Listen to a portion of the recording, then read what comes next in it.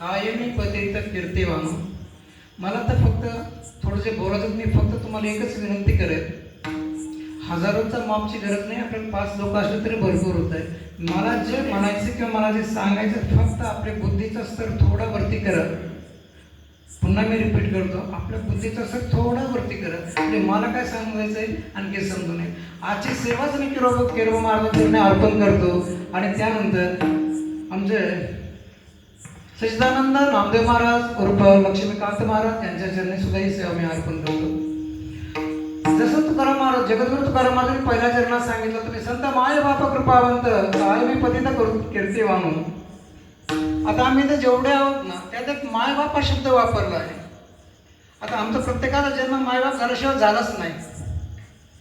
मायबापाशिवाय तर कोणी जन्माला येतच नाही. पण मायबापाशिवाय जर जन्माला येत नाही, मग संतांना मायबाप का मानलंय हो? आमच्या आईवडील आमचे मायबाप नाहीत का? मग आमच्या आईवडील जर आमचे मायबाप आहे, तर संतांना मायबाप म्हणायचं कारण काय?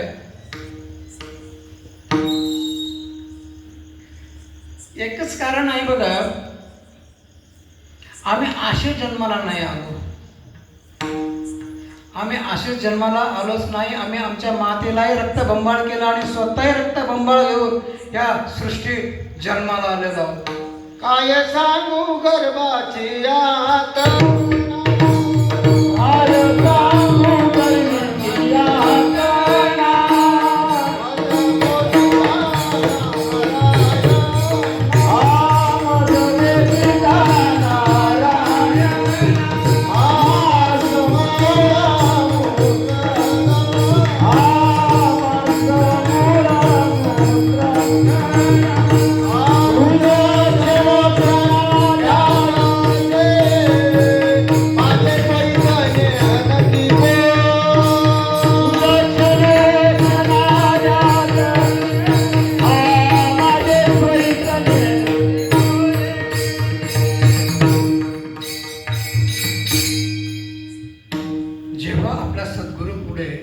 कीर्तन करायची वेळ येते ना, तेव्हा अवस्था कशी होती थोडं समजावून सांगतो. माऊलीने ज्ञानेश्वरीमध्ये सांगितलं,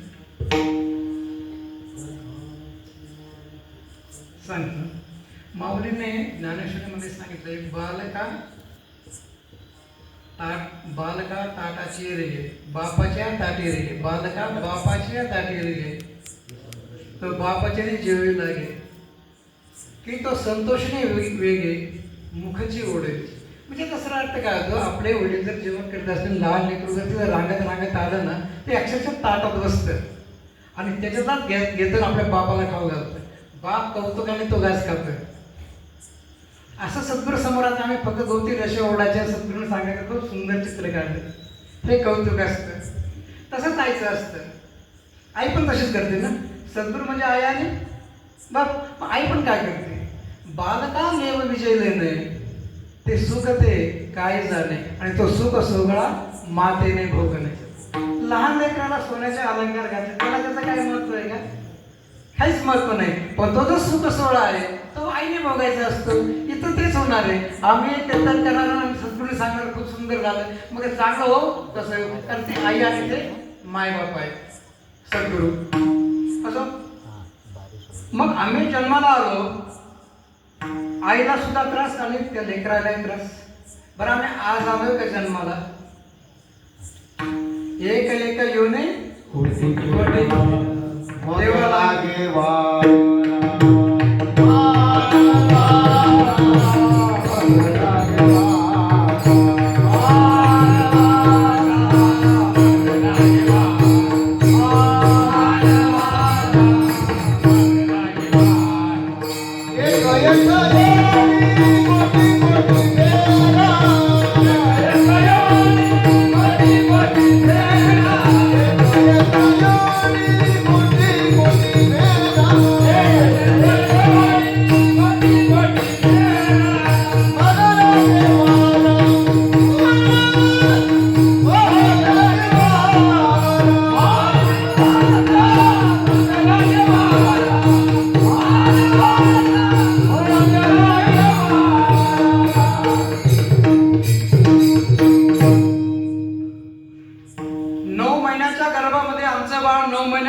उलटं टांगलेलं असतं, लक्षात घ्या.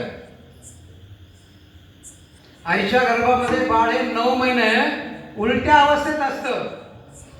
ज्या वेळेस लक्षात घ्या, ज्यावेळेस आम्ही आमच्या घरी असो, आम्हाला काही अडचण आली, आम्ही 4 मित्रांना आवाज देतो, नातेवाईकांना आवाज देतो. त्या गर्भाने यातना झाल्यानंतर कोणाला आवाज द्यायचा? त्याला मदत करायला कोण आहे? कोणीच नाही. म्हणून माऊली म्हणतात, मातेच्या उदर कुहिरे पचवणी विष्ट्याच्या दातरी उकडून 9 मासवरी जन्म जन्मोनी मरताती. 9 मास कष्ट लागे नावराने प्रसूत झाले.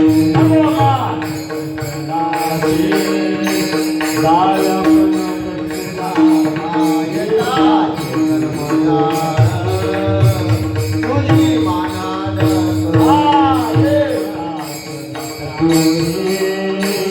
तुझी मानाद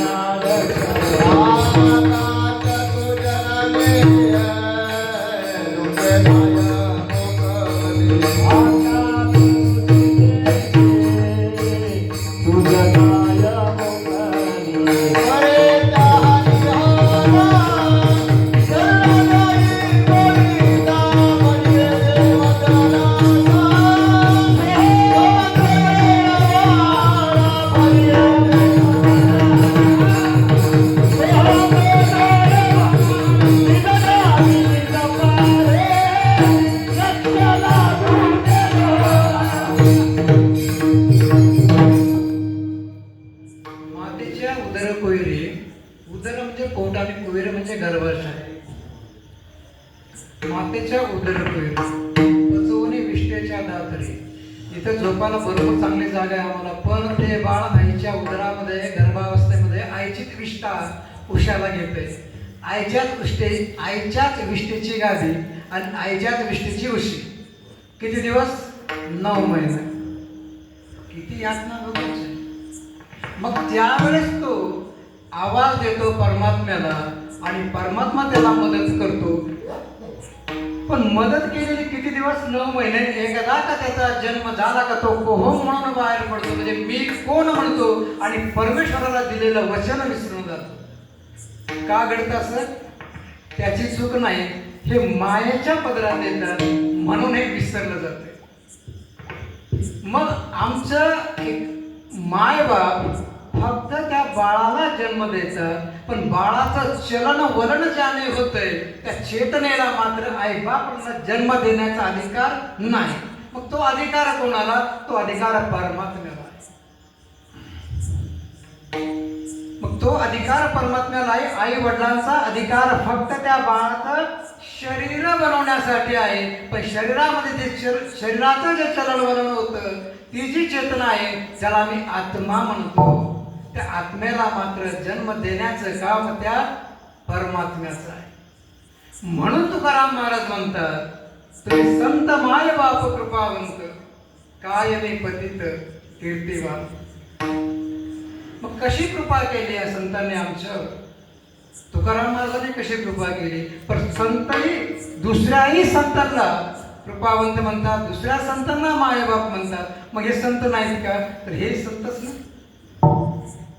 कारण तिथं समरस झाले, समरस झाले. मी तू पण एक, मी आणि तू वेगळा कुणी राहिलंच नाही. मग ज्यावेळेस आमच्या गर्भातून आमचा जन्म होतो, आम्ही त्या परमात्म्याला विसरतो. विसरल्यानंतर होतं काय? पसतीला खाणी चौऱ्या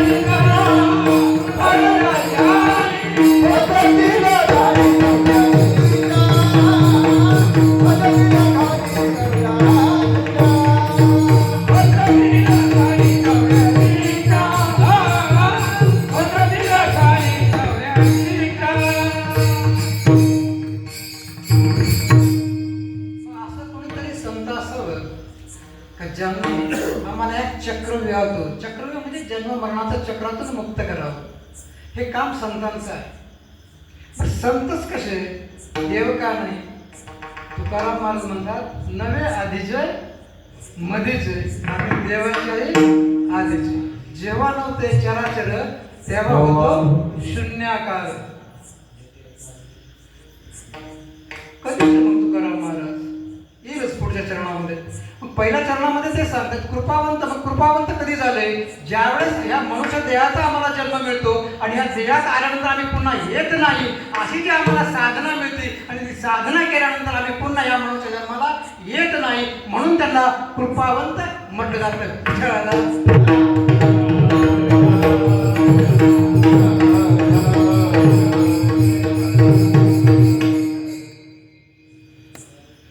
साधना सगळ्यांनाच मिळेल का? संतांची कृपा सगळ्यांनाच होईल का?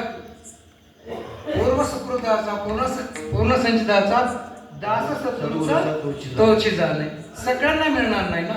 तुकाराम महाराजांना त्रास देणार बंबाजी होतेच ना. शेजारी राहून नाही समजलं,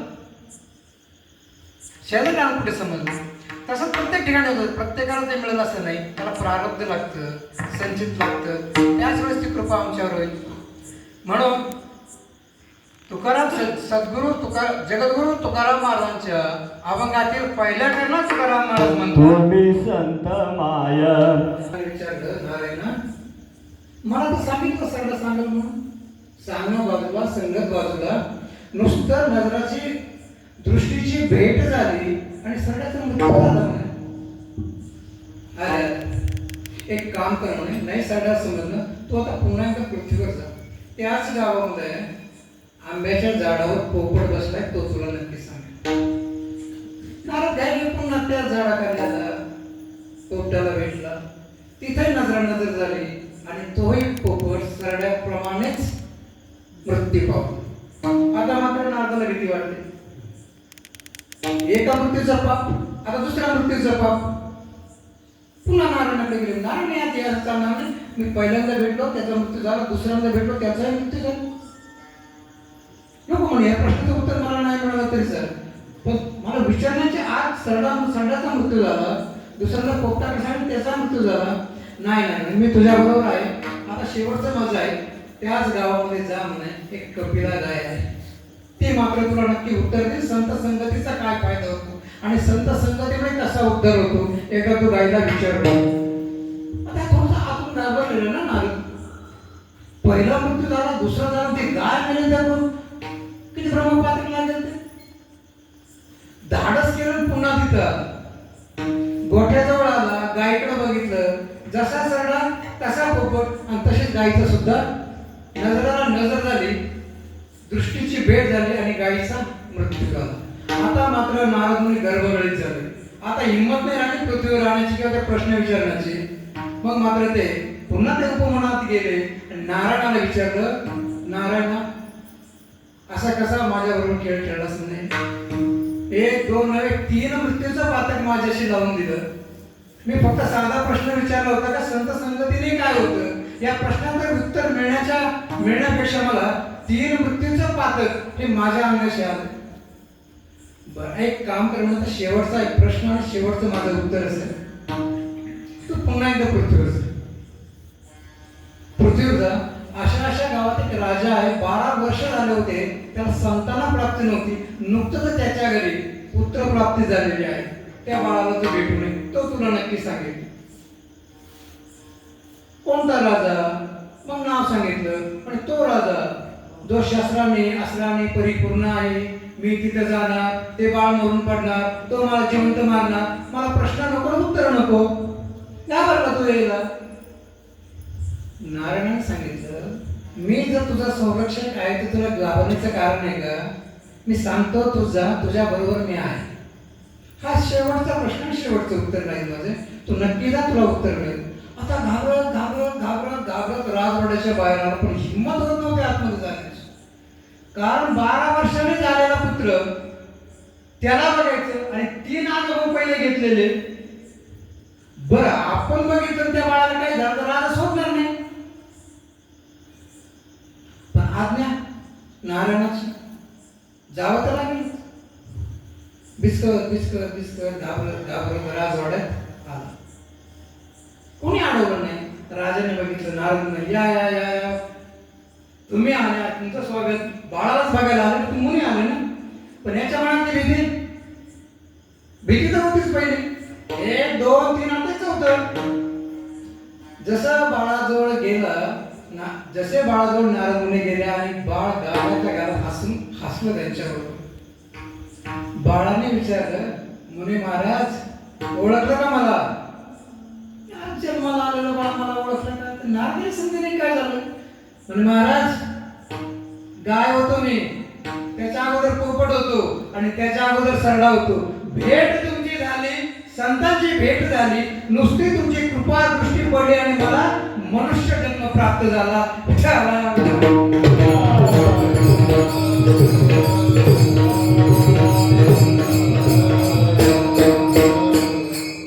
संतांची कृपा होण्यासाठी त्यांच्या संगतीत बसलं पाहिजे असंही नाही. त्यांची नुसती कृपा दृष्टी जरी झाली तरी आपलं प्रारब्ध बदलत असतं.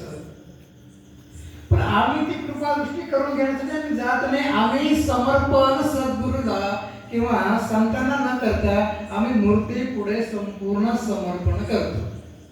बरोबर? मूर्ती पुढे संपूर्ण आमचं समर्पण असतं. इथून तिथपर्यंत लोटांगण गातो. पण सद्गुरूला किंवा ज्या संतांनी आम्हाला ते ज्ञान दिलं तिथं आम्ही समर्पण करीत नाही. कारण लक्षात घ्या, परमेश्वराला जर जिंकायचं असलं ना तर आम्हाला हारावं लागतं आणि सत्ता भोगायची असली तर आम्हाला जिंकावं लागतं. आम्हाला परमेश्वराला जिंकायचंय, पण जिंकायचं त्याला बघितलंच नाही ना, तो आम्हाला माहीतच नाही तो कसा आहे. छोटा आहे माहित नाही, मोठा आहे माहित नाही, शास्त्राने कसा आहे माहित नाही, काळा आहे माहित नाही, घोडा आहे माहित नाही. नुसतं जिंकायचं त्याला. जिंकायचं कसं? व्रत करायचे, उपवास करायचे, वारी करायची, तीर्थाटन करायचे, एका पायावर उभं राहून तपश्चर्या करायची.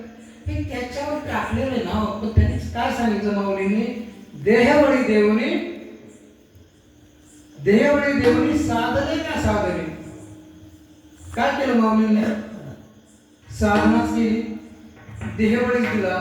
आता साधना म्हणजे काय? आता बघा, साधन एक जिवंत उदाहरण तुम्हाला सांगतो. आम्ही नाशिकवरून 4 जण आलो, 4 व्हीलरने आलो. उद्देश काय? कीर्तन करण्याचा. बरोबर? उद्देश कीर्तन करण्याचा. कशाने आलो? 4 चाकाच्या गाडीने. 4 चाकाची गाडी इथं येण्याचं साधन झालं. इथं आलो, आता आपण इथं आलो, आता मी इथं आलो. आता मला त्या साधनाची गरज नाही. आता साधन बाहेर, आता कीर्तन येते. मग परमेश्वर प्राप्तीसाठी आम्हाला या शरीररूपी साधनेची गरज आहे. आणि एकदा का तो भेटला तर शरीराचं शरीररूपी साधन संपतं ना, साधन संपून जातं. आता ज्यावेळेस आम्ही अभंगाच्या दुसऱ्या चरणाकडे घेतो, अवतार तुम्हा धराया कारण. अवतार तुम्हा धराया कारण. अवतार म्हणजे काय? आता बघा, फार पूर्वी म्हणजे युग युग युग युग युग युग मागे तर गेलो ना आम्ही. तर काय होतं? दुर्वास ऋषी माहिती आहे? दुर्वास ऋषी ऐकून नाही ना? त्यांच्या शिष्यांचं नाव अंबरीषी. त्यांच्या शिष्यांचं नाव अंबरीषी. दुर्वास ऋषी त्यांचे गुरु आणि अंबरीषी त्यांचे शिष्य. आता दुर्वास जेवढ्या पटीत होते त्यांचे शिष्यही तेवढ्याच पटीचे. थोड्याशा कारणावरून त्यांच्यामध्ये कलह निर्माण झाला. कोणामध्ये? दुर्वास ऋषी आणि अंबरीषी. जसाही त्यांच्यामध्ये कलह निर्माण झाला तर दोघांनी शक्ती प्रदर्शन केलं. जसंही शक्ती प्रदर्शन केलं तर दुर्वास मुनीने अंबरीषीवर सुदर्शन चक्र टाकले. सुदर्शन टाकल्याबरोबर अंबरीषी पुढे आणि सुदर्शन चक्र मागे. ते तर पाठक सोडणार नाही.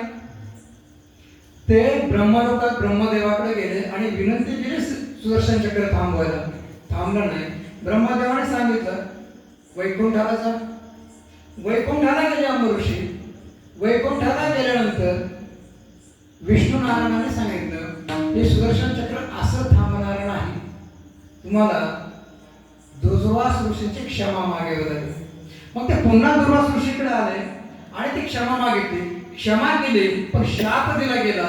यानंतर जेही तुमचे अवतार होतील प्रत्येक अवतारामध्ये तुम्हाला गर्भ यातना भोगावी लागेल. कोणाला? अंबरीषींना. मग अंबरीषीच्या नंतर जेव्हा शाप मिळाला, शापाच्या नंतर जो पहिला जन्म झाला तो जन्म झाला प्रल्हाद. कोणता जन्म झाला? प्रल्हाद. आराध्य कोणता? विष्णू भगवान. हे तुकाराम महाराजांचा पहिला अवतार प्रल्हाद. त्यानंतर दुसरा जन्म झाला त्रेता युगामध्ये अंगद म्हणून. आराध्य प्रभू रामचंद्र. त्यानंतर द्वापार युगात जन्म झाला उद्धव म्हणून, उद्धव स्वरूप आणि आराध्य श्रीकृष्ण भगवान. आता या कलयुगामध्ये तोच अवतार झाला नाम संत नामदेवांच्या रूपामध्ये आणि तोच अवतार आज होऊन गेला तेच जगद्गुरु संत तुकाराम महाराज.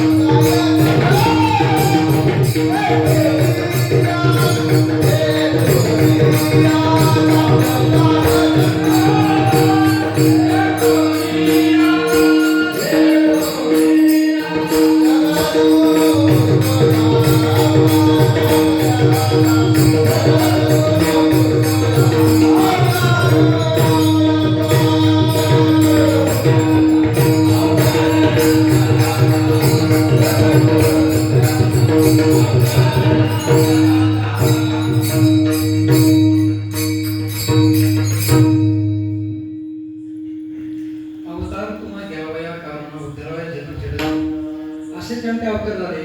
आता तुम्हाला माहिती सांगतो संत निळोबा ऐकतो ना.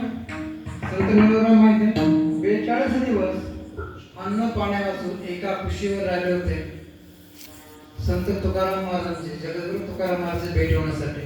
एवढं देहबळ त्यांनी दिलं आणि नंतर त्यांना ती साधना मिळाली. पण ती साधना नंतर आता काय झालं? आता भीत नाही आपुल्या मरण. ही अवस्था आमची जोपर्यंत होत नाही तोपर्यंत मृत्यूची भीती आम्हाला वाटते. होतं काय माहिती का? आम्ही काय आज ह्या पृथ्वीवर आलेलो नाही. आम्ही ह्या पृथ्वीवर आलो 84 आमच्या हिंदू धर्म जर सांगतो तर काय सांगितलं? दुरून आलो नाही का दुःख झाले दुरून आलो मी का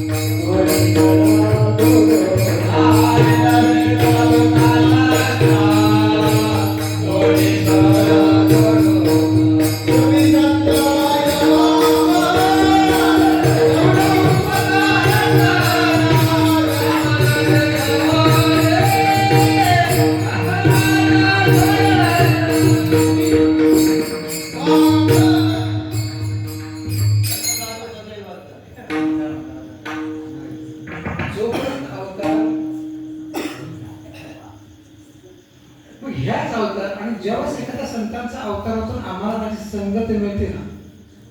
आता माझी कैदी जेव्हा त्याची संगत होते ना तर होतं काय? आता बघा मला काय सांगायचं. मी अगोदर काय म्हणतो थोडं वरती मी पण फार मोठं असं नका समजू. फक्त थोडं घ्या. मला फक्त काय सांगायचं समजून घ्या. मग आम्ही जन्म मरण प्रत्येकाला मृत्यूची भीती आहे. सगळ्यात मोठी भीती आहे मृत्यूची आहे. प्रत्येकाला तीच भीती आहे. सगळ्यांनाच आहे का? ठराविक असे लोक ते मृत्यूला घाबरत नाही. कोणते? ते नाही घाबरत. काही होत नाही, बरोबर. आणि काही जे साधक आहे ज्यांनी मृत्यूला समजून घेतलं ते घाबरत नाही, बरोबर. आता बघा, घाबरत कधी नाही. जेव्हा अवतार होतो, जेव्हा संत संगती होती ना, प्रत्येक ठिकाणी समजून घ्या, संतांनी सुद्धा मग ज्ञानेश्वरी असेल, गाथा असेल, भागवत असेल, दासबोध असेल, त्या दिलंय, पण पूर्ण उघड नाही, थोडं लपून ठेवलंय. कसं बघा, आता जेव्हा अवतार होतो, जेव्हा आमची त्याची संगत होती ना, त्यावेळेस त्याला समजतं, पण दुसऱ्याला समजत नाही. काय होतं? बोध दिला मज सांगाते मार्ग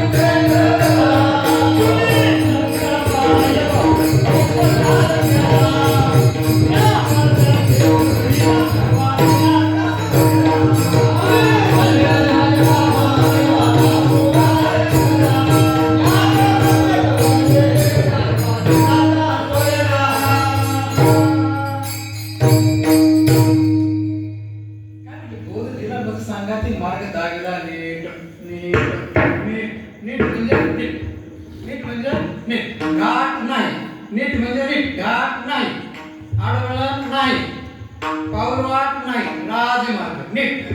कोणता? बोध दिला मज सांगाते. बोध म्हणजे सांगितला कुठे? फक्त काय म्हणते? बोध दिला. बोध सांगितलं का? समजून घ्या, ही मेघ आहे, ही मेघ आहे, हे उघड नाही, ते उघड नाही. सांगितलं काय? बोध दिला मज सांगाते मार्ग दाविला नाही. पण नाही ना. बरं, इथपर्यंत थांबले का? शब्द हा बहुसार उपकाराच्या राशी. कोणता शब्द? उपकाराची राशी होती ना, असा शब्द आहे. पण शब्द सांगितला. शब्द म्हणजे कोणता सांगितलं? नाही सांगितलं. सार शब्द जाने विना कारणा अंसा होईल. आता सार शब्द कोणता? नाही माहित.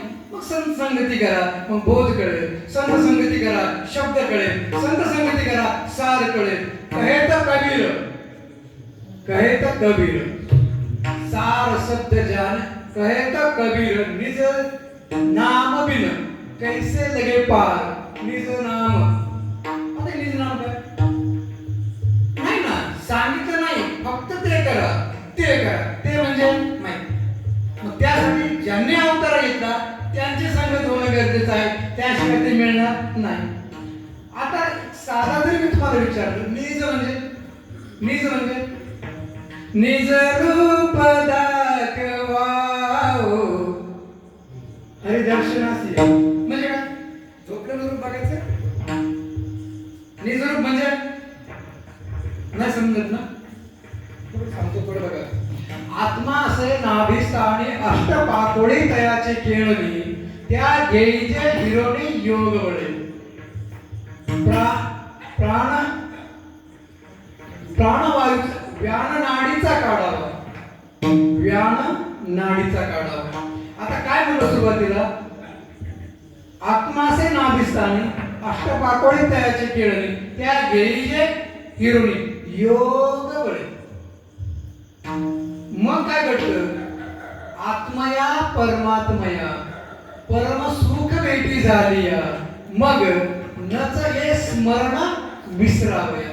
म्हणजे ज्या वेळेस आत्म्याची आणि परमात्म्याची भेट होती, त्यानंतर सगळं जग विसरलेलं असतं. मग कशाला? सुखही नाही आणि दुःखही नाही. अगोदर म्हटलं होतं ना, काय म्हटलं? जेव्हा नवते चराचर. आता बघा, दोन वाक्य. जेव्हा नव्हते चराचर तेव्हा होते पंढरपूर, जेव्हा नव्हते चराचर तेव्हा होतो शून्याकार. म्हणजे महाराज इथं होतं काय? गोंधळ आमचा कोण सांगतो? होतं काय? बघा, माझं गायन खूप चांगले असंही नाही, पण कीर्तन करायला गायन यायला पाहिजे असंही नाही. शास्त्राचा अभ्यास असणं गरजेचं आहे, होतं काय मग? वरती करुणिया तोंड, हाका मारितो प्रचंड, आळवितो राग नानान काय गातो ते कळेना. काय करायचं आता? विठ्ठल,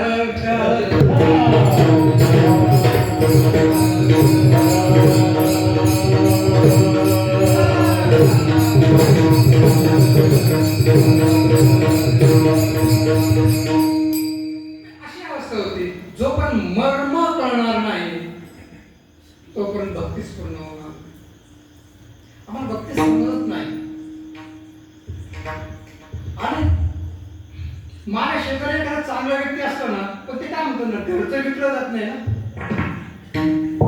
ते विकलं जात नाही. ते या भावात केरळ मारून एवढं काही ज्ञान दिलं, सत्य सांगतो, या नारदांच्या गादीवर एवढं ज्ञान दिलं. आता इच्छा नाही राहिली, आता इच्छा नाही राहिली. कशी नाही राहिली? हो का पंडित शहाणा. आता किती पंडित येऊ दे, शहाणा येऊ दे, आम्हाला गरज नाही.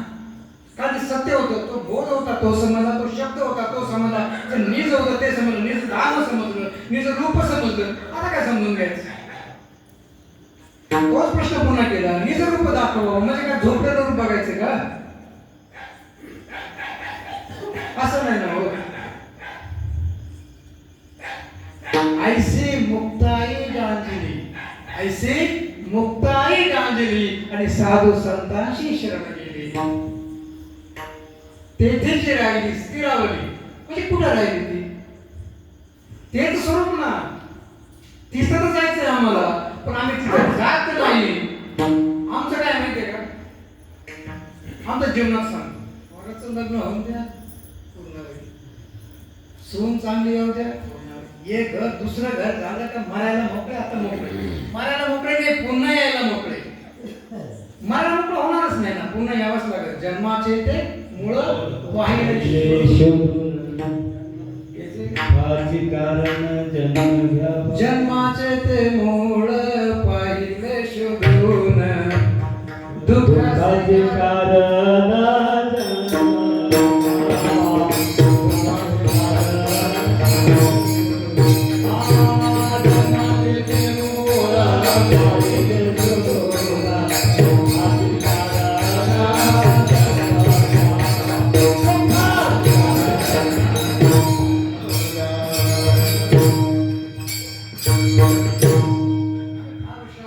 आपण काय म्हणतो?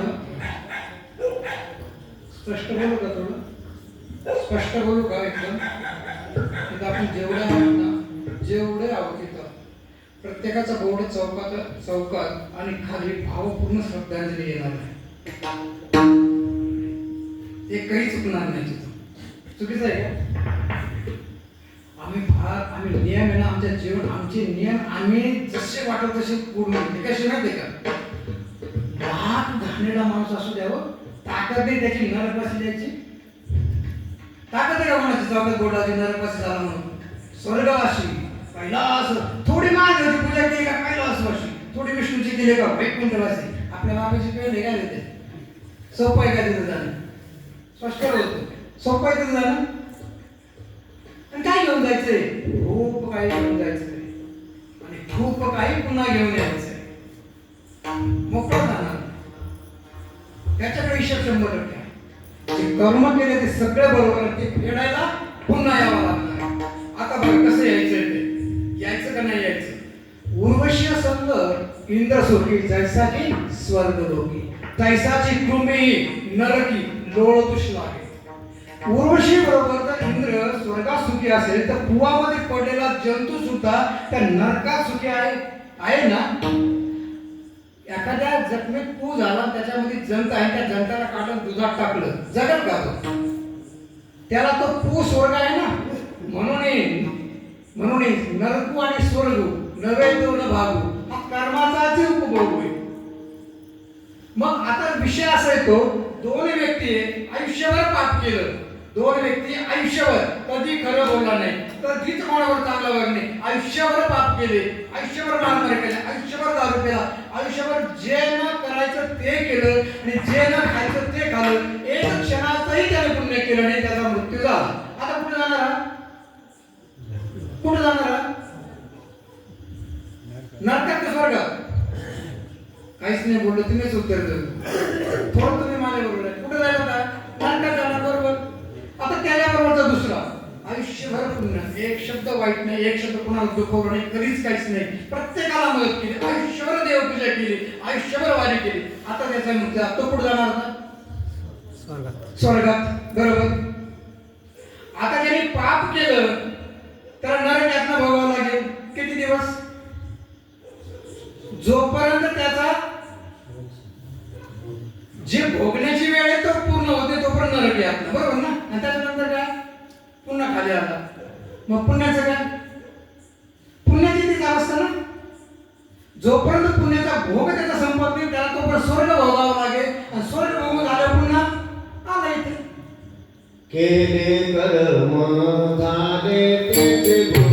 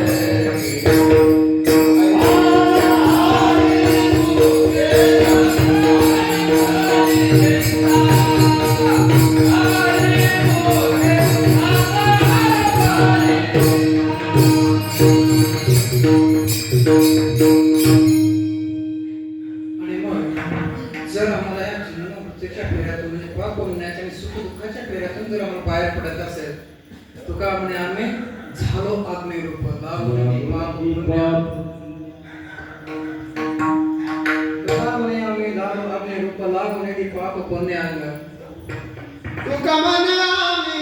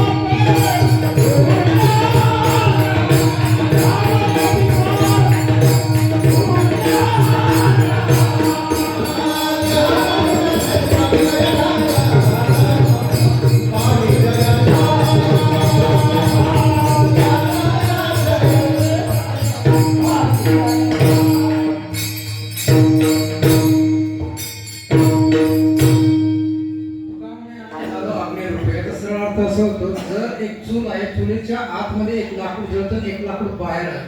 बाहेरच्या लाकडाला वाटतं ते मला जाळेल, बाहेरच्या लाकडाला वाटतं ते मला जाळेल. जेव्हा हे लाकूड त्यात जातं, जाणार आणि जाणाराही तोच होतं, मग भीती असते. त्यातला म्हणतात आत्मा आणि परमात्म्याचं मिलन झालं, मग भीती नाही. अमर एकच दिवस आहे, तो फक्त परमात्मा. त्याच्याशिवाय अमरत्वाचं वरदान कुणी देणार नाही. एक एक वाढत गेलं हा लांबत जाईल, थोडं थोडं थांबत जातो. म्हणून या अभंगाच्या दुसऱ्या चरणामध्ये अवतार तुम्हा दया काढला,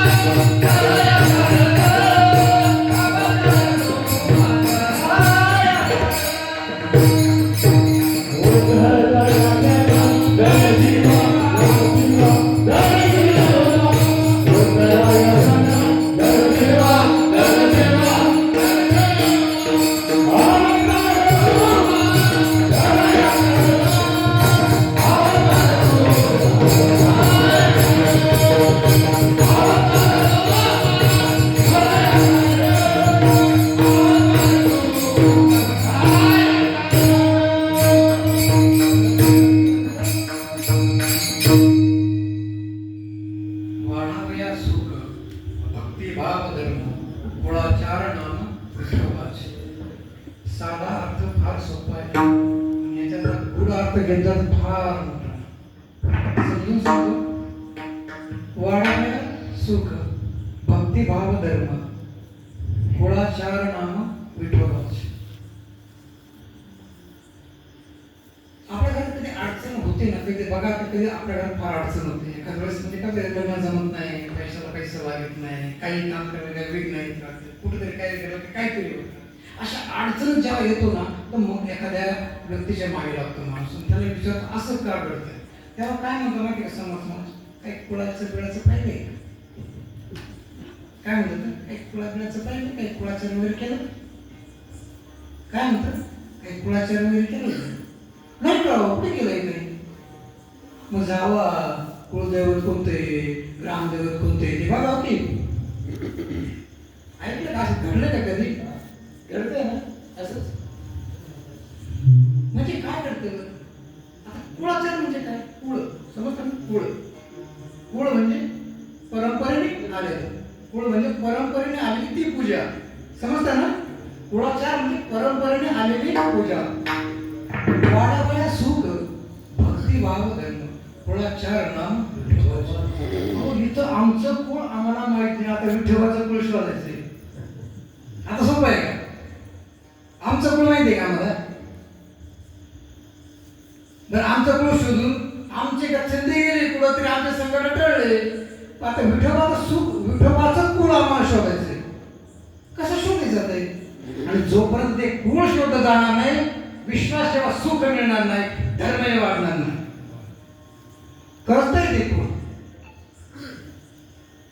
भगवद्गीतेमध्ये एक श्लोक आहे, इमं विवस्वते योगं प्रोक्तवानम् अहम् अव्ययम् विवस्वान मनवा प्राव मनवा इक्ष्वाकवे अब्रवीत. म्हणजे काय नाही ना कळत. पाठ अख्खी भगवद्गीता.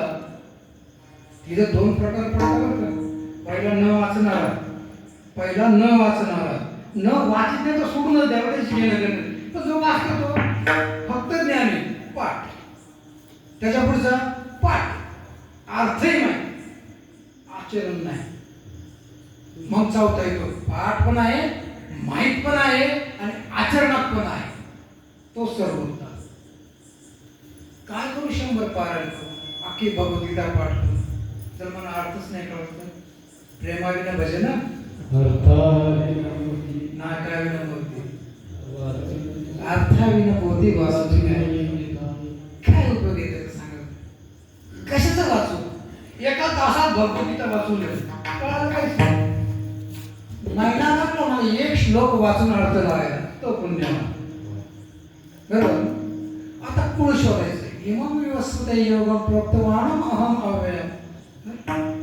अर्थ कुळ समजतो. बरं समजला काय समजला, की ज्या सृष्टीची निर्मिती झाली तेव्हा नारायणाने हे पहिलं नाम कुळाचं, विठोबाच्या कुळाचं पहिलं नाम सूर्यनारायणाला सांगितलं. आता आम्हाला कसं काय कळलं, काय सांगितलं. शब्द हा बहुसार ते नाम, शब्द हा बहुसार ते नाम, निरंजन ते नाम, निरंजन स्थान त्याचं स्थान. मग पहिलं नाम कोणाला सांगितलं नारायणाने, सूर्यनारायण. सूर्यनारायणाने त्याचा पुत्र मनुला सांगितलं, मनुने त्याचा पुत्र इक्ष्वाकुला सांगितलं, इक्ष्वाकुने ते राजलोकांकडे गेलं, राजा स्त्रीत झालं ते नाम कोणतं, शब्द हा बहुसार. हे नाम. कोणतं शब्द हा बोल, पण शब्द म्हटले, नाम सांगितलं नाही, गुण सांगितलं नाही. कोण पुढे सांगितलं की याला मयिक म्हणतात. उघड भरपूर आहे. जर शोधायचं असले ना तर 17 अध्याय भगवद्गीतेचा, 17 अध्याय एकनाथ बाबाचं सोबत बघा. 23, 24, 25, 26, 27 ओळी वाचा, नाम आहे. पण समजणार नाही सद्गुरु कृपा झाल्याशिवाय नाही समजणार. ते नाम तिथं आहे, तो बोध तिथे आहे, पण तोपर्यंत समजणार नाही जोपर्यंत सद्गुरूची कृपा होणार नाही. का होणार नाही माहिती? उत्क्रामतं स्थिती वापे भुजानन व गुणान्वितं विगुणानां पश्यन्ति पश्यन्ति ज्ञानचक्षुषा. आम्ही हे जीवन जगताना विषयाचं सुख भोगतो, कामाचं सुख भोगतो, पैशाचं सुख भोगतो, सगळं सुख भोगतो, पण ह्या चर्मचक्षुने भोगलं जातं. जोपर्यंत आमच्या ह्या नेत्रामध्ये ज्ञानांजन सद्गुरू घालत नाही तोपर्यंत आम्हाला समजणार नाही. त्याला म्हणतात उत्क्रामतं स्थिती वापे भुजानन व गुणान्वितं विगुणानां पश्यन्ति पश्यन्ति ज्ञान चक्षुषा. हे त्यालाच समजतं ज्याच्या नेत्रामध्ये ज्ञानांजन सद्गुरू घालतो. मग त्यावेळेसच आम्हाला तो बोध कळेल. मग विठोबाचं ते कुळ आम्हाला माहित पाहिजे. मग ते कुळ कोणाला माहित? ते सद्गुरूला माहित. आम्ही सद्गुरूला बसत नाही. जोपर्यंत बसत नाही आम्हाला ते समजणार नाही. ऐकता का ते समजलं मग म्हटलं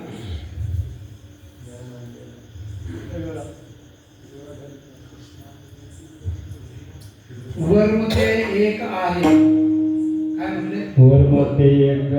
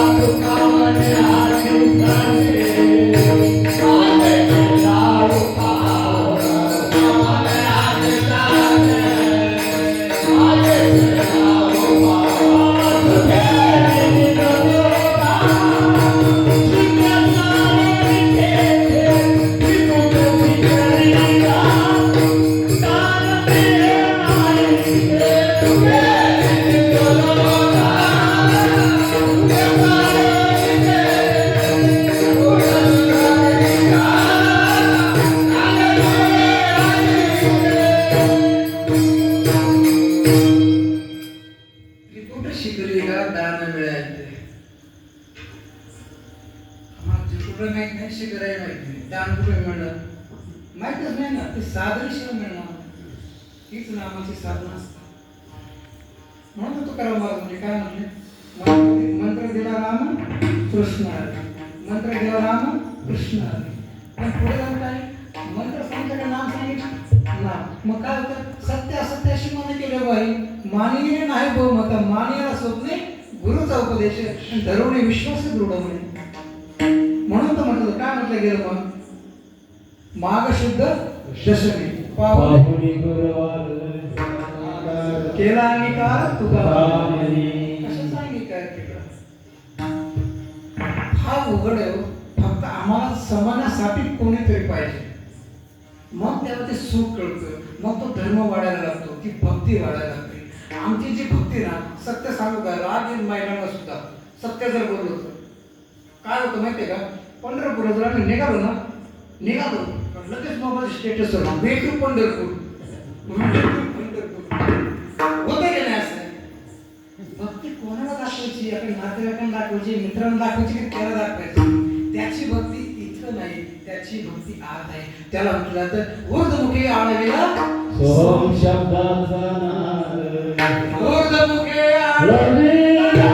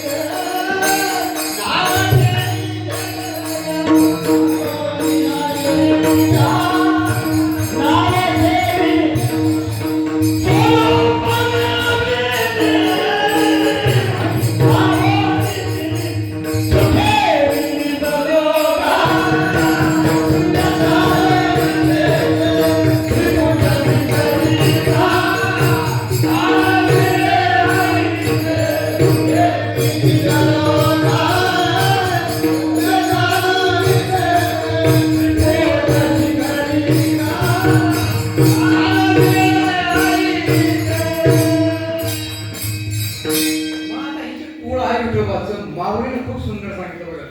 उपजल्या बालकाशी नाव नाही त्यापाशी ठेविल्या नावेसे ओ देत होती. आपल्याला बाळ झालंय, त्याला नाव नाही. आईने एक नाव ठेवायचं, बापाने नाव ठेवायचं, मित्रांना, पण एक नाव त्याला आपण नेहमी आवाज दिला का ते एक दिवस ओ द्यायला लागते आपल्याला, बरोबर ना? असं तर त्या देवाला आवाज दिला, कोणी दिला? कष्टने संसार शिने जे देव इथे गारणे त्या ओ दे नाव देणे तो संकेत हुआ. मग हा संकेत कोणी दिला? ब्रह्मांडचा आपला पिटावा, अद्वैता तत्व भेटावा, आईसा मंत्र दिला कडवा वेद बापे. वेदाने तो आवाज दिला, तोच तेच नाव झालं ऊर्ध्वमुखे समजून घ्या. मग काय होतं? एकदा त्याला आवाज तो येणार नाही का?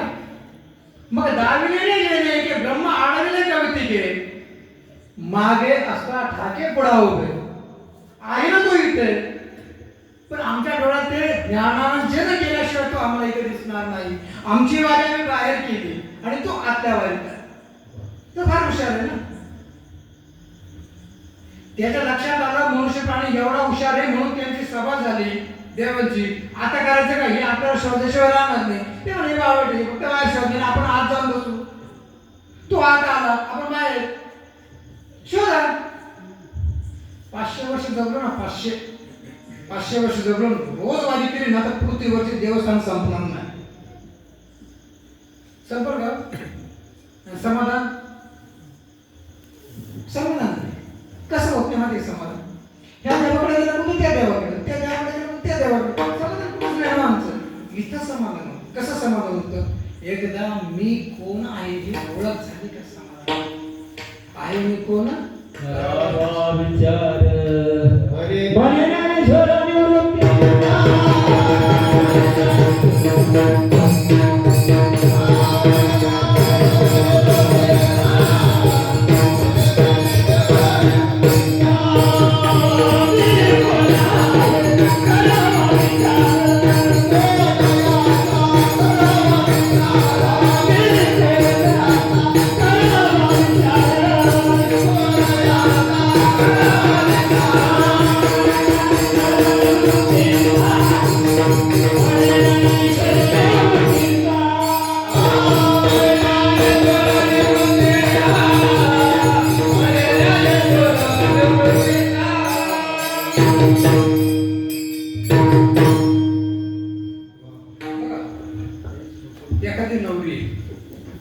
एखादी नोकरी आणि तुला 10 बिस्किट सोन्याच्या बिस्किटाचा हात ज्या गळ्यात घातला, घाली का? 10 बिस्किट 100 घातले, 10 बिस्किट म्हणजे 1 किलो घाली का? नाही ना. पण एकाच बिस्किटाचे जर सगळ्यांनी 10 बिस्किट घातले अलंकारिक दागे तर मात्र घाले, बरोबर ना? आता ते सोनं वेगळे एकच आहे ना. हे आकाराला हे ऑर्नामेंट आहोत, हे आम्ही दागिने आहोत, ते सोन्याचे. ते सोनं एकच. त्याला म्हणतात सुवर्णाची मने केले सोन्याच्या सुती होईल पैसे जगन्नाथ धरिले सभागदार झाले. त्याचेच अंश आम्ही आहोत ना. परमात्म्याचे अंश जर आम्ही आहोत आम्हाला तिथे जायला पाहिजे. संत कबीर खूप सुंदर सांगतात, बूंद समाये समंदर में जानत है सब कोई, समुद्र समाये बूंद में बुझे बिरला कोई. जेव्हा साधना पूर्ण होते ना तो अख्खा समुद्र त्या थेंबाती मिसळायला तयार असतो.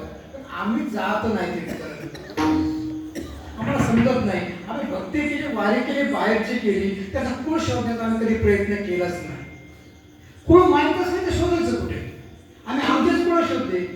ते रस्त्याने बरेच दिवसांनी येते ते कुळ काढायला सगळे आम्ही ते शोधा. ते बाळगात ते नाही म्हणणार काय. आपण कुठं सुरुवात होती? सुरुवात होती बळाधारापासून स्वादिष्टाकडे जाते, मणिपुराकडे जाते, अनाहतकडे जाते, विशुद्धीकडे जाते, आज्ञाकडे जाते, मग जाते सहस्र. कुणी केली वारी? नाही केली. माऊलीने केली वारी 5 मुक्कामाची. जागृती केली, स्वप्न केली, सुचुकली, तुऱ्या केली, उन्मळी केली, संपली वारी. काय कळाल्या करिता असंच आहे ना.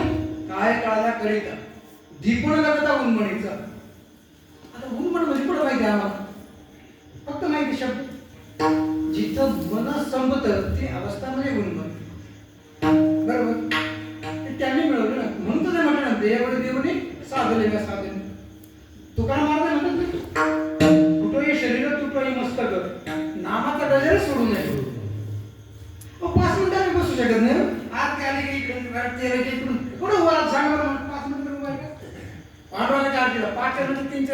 3-4 वेळा इकडे खाजवी ते इकडे खाली खूप आला तिकडे सांगा बरं माणूस आहे का डोक्यात विचारायचं ना चाललंय पाच मी पाहते 50 वेळ घालला आता सुद्धा शुद्ध नाही ना आपण आपल्याला काही खायचं नाही ना आम्हाला करायचं काय तेच आम्हाला कळत नाही एकंदरीत काय मृत्यूला खरंच घाबरत नाही कोणी कारण ते नाही बघू गेलं तर गेलं मेलं म्हणजे संपलं हीच भावना आहे ना मेलं म्हणजे गेलं गेलं नाही पुन्हा आलंच ते पुन्हा ते काय नीट येणार नाही ते सुटणार नाही माणूस कारण त्याचं चक्र सगळं नाही तिथे त्याला कॅल्क्युलेटरची गरज नाही खिशाची गरज नाही कशाचीच गरज नाही एक बटनात सगळं मोकळं पाठवला तसाच आणि न्यायला तसा मग आम्हाला काय करावं लागेल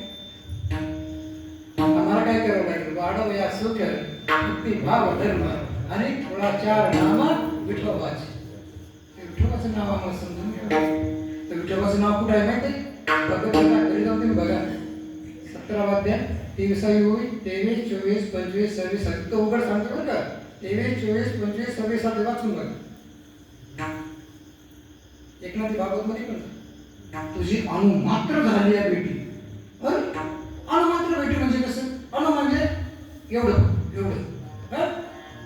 मारुती मंदिरात होते की नाही पहिले लोक प्रत्येक जळपाशी रात्रभर गटे पडे त्याच्या पायाला अणुमात्र म्हणजे तिथं रात्र बसलेला कुठे भेटला तू कुठे भेटला त्याला तिचं साधना करावं असं नाही भेटणार बरं आता गंमत बरं तो कसा आहे तुझं सगुण मनोके निर्गुण रे सगुण मनोके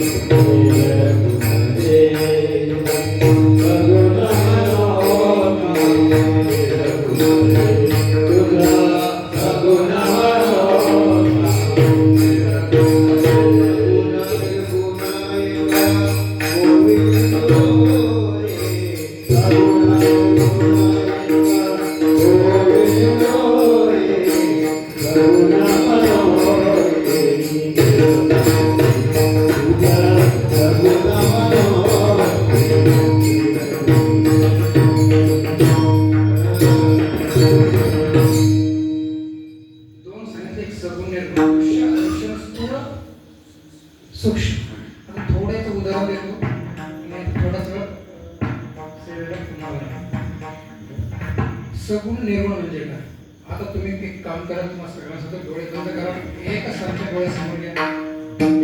डोळ्यासमोर घ्या कोणती एक आकडे घ्या 2 आकडे घ्या 3 4 5 किती घ्या फक्त एक संख्या लक्षात घ्या डोळ्यासमोर घेतली का एक संख्या मनात धरा फक्त धरली का त्या संख्येतून 3 संख्या वजा करा किती उत्तर आलं किती आलं 0 उत्तर किती आलं 0 आलं ना 0 कसा होता चौकोनी होता का बोल ना ते सगुण शून्याची किंमत किती काहीच नाही ना लिहिले कशाला काय कारण लिहायचं किंमत 0 ना समजावा म्हणून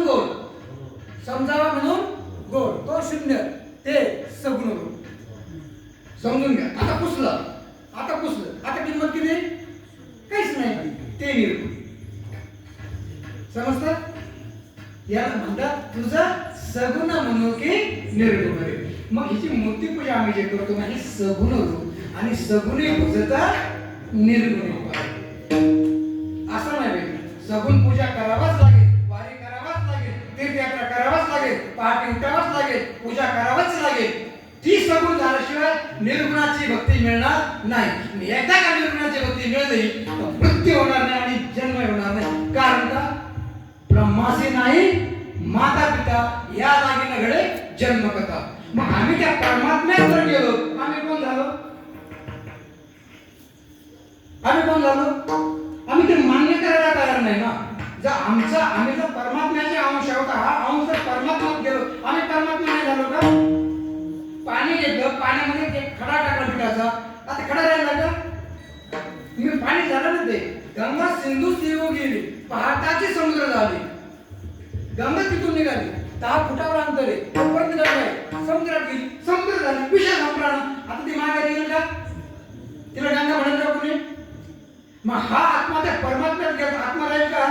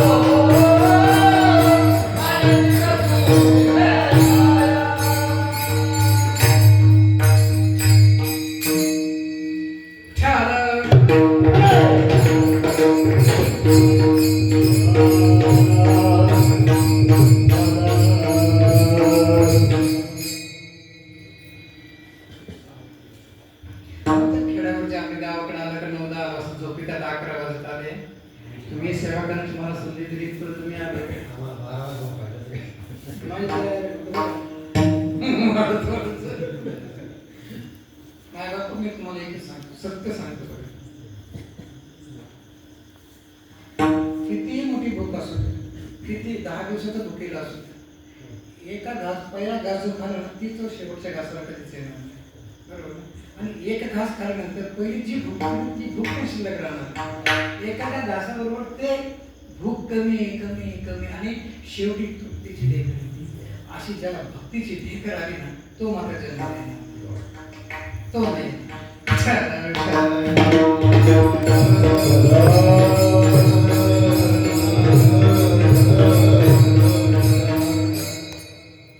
ही भक्तीची ढेकर कधी येते माहिती का जेव्हा आम्हाला तो बोध होतो जेव्हा आम्हाला त्या विठोबाचं कुळाचं नाव समजतं आणि एकदा ते कुळाचं नाव समजलं श्रीकृष्ण भगवानाने अर्जुनाला सांगितलं एकदा का तुला ते नाव समजलं कसं नाव सांगितलं माहितीये का हृदय हृदय एक झाले ये हृदयची ते हृदय गातले द्वैत न मोडता केले आपण आयसे अर्जुना आता याच्यावर जर बोलायला गेलं तर बराच वेळ निघून जाईल कारण त्याच्यात एक गुण आहे 11व्या अध्यायातलं विश्वरूप दर्शनाचं त्यात इथं बोलणं फार लांब जाईल कीर्तन तो विषय वेगळा आहे त्यानंतर वेगळाच विषय होऊन जाईल पण काय केलं श्रीकृष्णाने ह्या हृदयाचं त्या हृदयात म्हणजे ज्याला जे माहिती होते श्रीकृष्णाने अर्जुनाला सांगितलं आणि आपल्यासारखं त्याला करून टाकलं याला द्वैत म्हणतात आणि अद्वैत म्हणतात द्वैत म्हणजे अद्वैत म्हणजे एक म्हणजे अर्जुनाला आपल्यासारखं केलं जर तो कृष्ण झाला तो मरत का नाही आत्मा परमेश्वर झाला मरत नाही म्हणून काय म्हटलं वाढाव्यात सुख भक्तिभाव धर्म